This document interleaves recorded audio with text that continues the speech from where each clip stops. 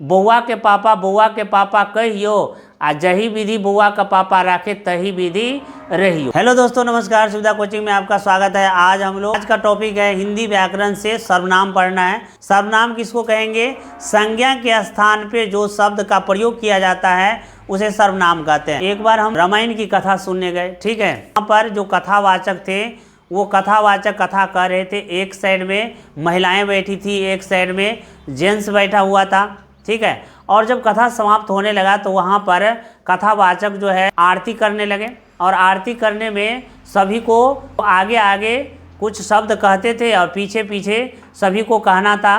तो उसमें था कि राम राम कहियो आ जही विधि राखे राम तही विधि रहियो। अब वहाँ पर एक महिला बैठी थी, उनके पति का नाम था राम कुमार, ठीक है। अब महिलाएं जो गांव घर का होती है वो पति का नाम नहीं लेती है, ठीक है। तो वहाँ पे अब वो सोचा कि क्या करेंगे, तो उन्होंने कह दिया पीछे से, जब कथावाचक ने कहा राम राम कहियो आ जही विधि राखे राम तही विधि रहियो, तो वो महिलाएं कह रही कि बउआ के पापा कहियो आ जही विधि बउआ का पापा राखे तही विधि रही। देखिए, कहने का मतलब ये है कि वहाँ राम के जगह बउआ का पापा आ गया, ठीक है। राम के जगह बउआ का पापा आ गया। राम क्या है? नाम है, और नाम को क्या कहते हैं? संज्ञा, ठीक है।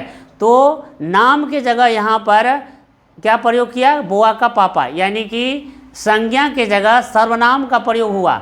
यानी राम है नाम, यानी नाम है संज्ञा, संज्ञा के स्थान पर बउआ का पापा क्या हो गया? सर्वनाम। तो संज्ञा के स्थान पे जिस शब्द का प्रयोग होता है उसे सर्वनाम कहा जाता है, ठीक है। सर्वनाम के 6 भेद होते हैं। सर्वनाम के कितने भेद होते हैं? 6 भेद होते हैं। कौन कौन सा? पुरुषवाचक सर्वनाम, निश्चयवाचक सर्वनाम, अनिश्चयवाचक सर्वनाम, संबंधवाचक सर्वनाम, प्रश्नवाचक सर्वनाम और निजवाचक सर्वनाम। कितने भेद होते हैं? 6 भेद होते हैं। एक एक करके हम लोग पढ़ेंगे, ठीक है। सबसे पहले देखते हैं कि पुरुषवाचक सर्वनाम किसे कहते हैं, ठीक है।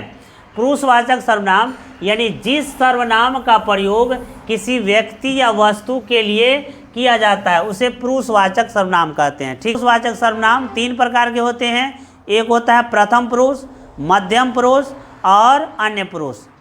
बोलने वाला को कहेंगे प्रथम पुरुष, सुनने वाला को कहेंगे सेकंड पुरुष यानी मध्यम पुरुष, और जो तीसरे के जिसके बारे में बात किया जा रहा है उसको कहेंगे अन्य पुरुष, ठीक है। तो जो बोलने वाला है वक्ता, बोलने वाला को कहते हैं वक्ता, बोलने वाला को कहेंगे प्रथम पुरुष, ठीक है। सुनने वाला को कहेंगे श्रोता, और श्रोता हो गया आपको मध्यम पुरुष, और जिसके बारे में बात किया जा रहा है उसको कहेंगे अन्य पुरुष, ठीक है। जैसे हम कह रहे हैं कि मैं पढ़ा रहा हूँ तो मैं वक्ता हूँ, प्रथम पुरुष। तुम लोग सुन रहे हो तो ये हो जाएगा आपको मध्यम पुरुष।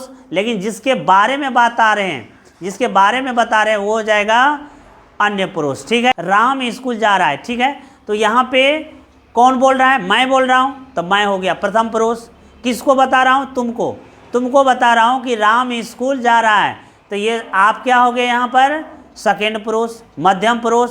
और किसके बारे में बात कर रहे हैं? राम के बारे में, तो राम हो गया अन्य पुरुष। तो आप लोग समझ गए होंगे कि अब देखिए निश्चयवाचक सर्वनाम, यानी जिस सर्वनाम से निश्चित व्यक्ति या वस्तु का बोध हो, निश्चित व्यक्ति का वस्तु का बोध हो। जैसे यह पंखा है, यह निश्चित है कि यह पंखा है। यह घर मेरा है, या कहेंगे कि गाड़ी जा रही है, तो ये निश्चित है। अगर कहते हैं कि कोई आ रहा है, कुछ है क्या ना, थोड़ा सा पानी देना, थोड़ा सा पानी, ये थोड़ा पता नहीं है कि निश्चित नहीं है, थोड़ा।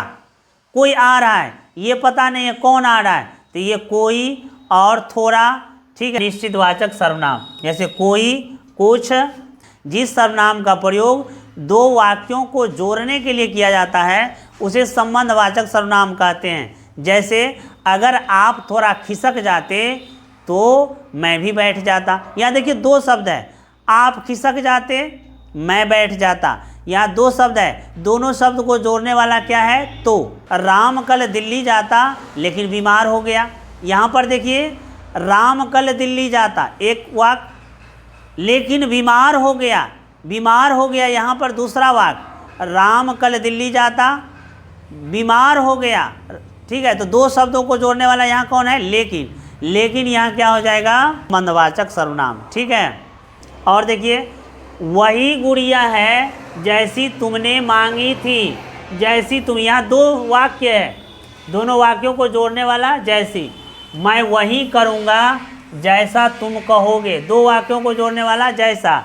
जिसकी जितनी गलती होती है उतनी सज़ा मिलती है उसे। मैं वहाँ हूँ जहाँ तुम ढूंढ नहीं सकते, यहाँ जहाँ, ठीक है। वह चोरी कर रहा है, कि जो कि गलत है। यहाँ जो कि क्या हो गया? यहाँ पर सर्वनाम हो गया। कौन सा सर्वनाम? संबंधवाचक सर्वनाम। आगे देखिए, प्रश्नवाचक सर्वनाम। जिस सर्वनाम का प्रयोग प्रश्न पूछने के लिए किया जाता है, जिस सर्वनाम का प्रयोग प्रश्न पूछने के लिए किया जाता है उसे प्रश्नवाचक सर्वनाम कहते हैं। जैसे, तुम्हारे पिता का क्या नाम है? तुम क्यों आए हो? तुम कहाँ जा रहे हो? ठीक है, किसने कहा? ठीक है, तुम कहाँ से आ रहे हो? कहाँ, क्यों, क्या, ये सारे क्या हो गया? प्रश्नवाचक सर्वनाम। निजवाचक सर्वनाम, यानी जिस सर्वनाम का प्रयोग निज यानी स्वयं के लिए होता है उसे कहते हैं निजवाचक सर्वनाम। जैसे ये घर मेरा है, ठीक है, ये पेन मेरी है, स्वयं की है, मेरी है, तो ये क्या हो गया? निजवाचक सर्वनाम हो गया, ठीक है।